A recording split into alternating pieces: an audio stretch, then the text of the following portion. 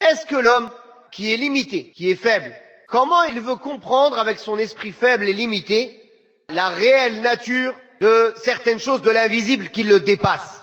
Même des choses du visible, il ne les comprend pas. Son cerveau qui est en lui, il ne le comprend pas, l'homme. Ce qu'il ignore du cerveau est beaucoup plus que ce qu'il connaît. C'est dans l'homme, il ne le comprend pas.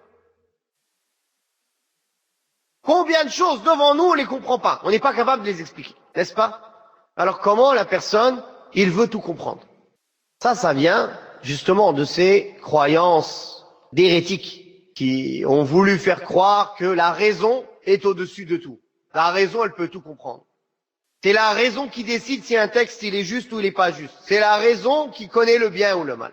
La raison, elle ne peut pas se passer de la révélation. Car la raison, elle ne peut s'appuyer que sur les choses qu'elle connaît, qui sont limitées. Ce que la raison connaît, c'est à travers les sens. La main, le toucher, l'ouïe, la vision, l'odorat, le goût. À part ça, il a quoi pour connaître, pour les connaissances qu'il a? Il les reçoit d'où?